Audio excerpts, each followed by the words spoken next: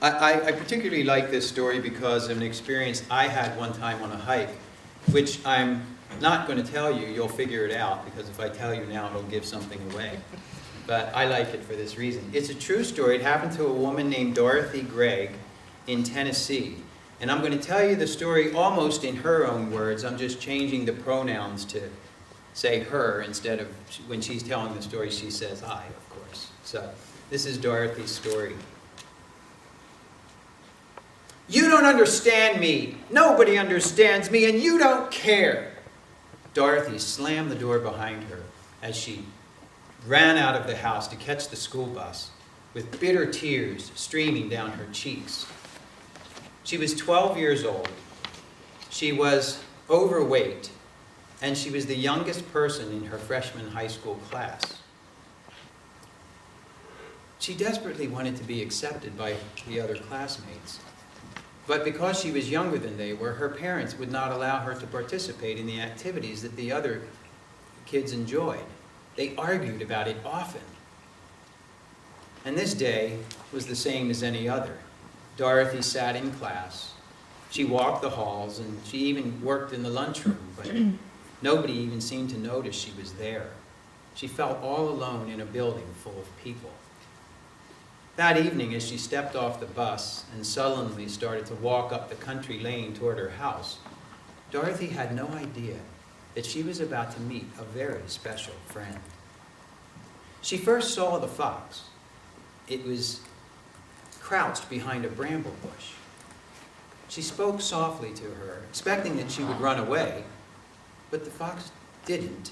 It sat there and just stared at her, and its ears were pointed and alert and twitching to Dorothy's every word. She loved all animals, so she was thrilled to think that this wild creature was not afraid of her. She thought that perhaps the fox could sense her loneliness. Walking home from school the next day, she was astonished to find the fox waiting in the same place. Only this time not in hiding, but sitting up straight and tall and looking right at her. As she walked up the road to her house, the fox started to follow her, but keeping on the other side of the ditch and about 10 feet behind. Halfway down the road, she silently disappeared into the brush. The fox met Dorothy every day after that, and she started to follow at only a nose length behind. As she walked, Dorothy told her pretty fox everything, all about the loneliness and the sadness. She shared with her all her secret thoughts and dreams that she was sure nobody else cared about. She decided to name her, and she named her Rusty, and soon considered her her best friend. And all winter long, Rusty walked Dorothy halfway home from school every day in the evening. One day, Rusty suddenly froze in her tracks, her ears pointed, her eyes glowing. She sprang through the air and dove into a snowbank on the other side of the ditch. And when she came up, she held a rabbit.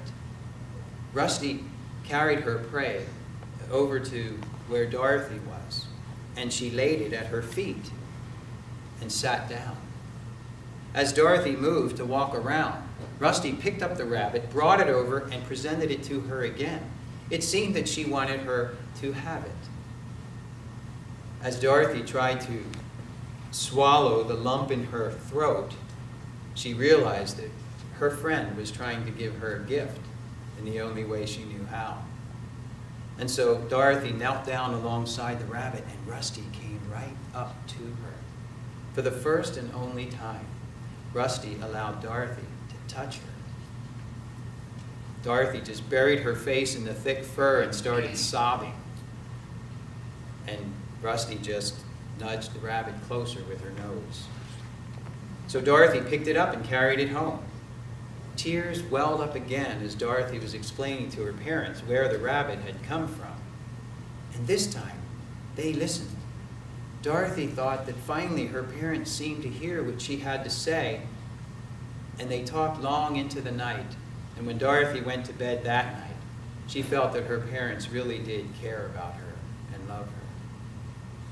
She never saw Rusty after that. She thought maybe the rabbit was a farewell gift. She thought perhaps Rusty knew that her job was finished. But that spring, a whole new world opened up to Dorothy. Following Rusty's example, she started bringing flowers to her mother. She ironed her father's shirts, she hoed the garden for her grandfather, and she brought dinner with a smile to her bedridden grandmother. As her attitude changed, she found the world a much friendlier place. Dorothy never forgot her pretty red fox, but the lesson that she taught her has never gone away. And Dorothy says that her eyes still get misty whenever she remembers Rusty, the first true friend she ever had. That's called Rusty's Unusual Gift.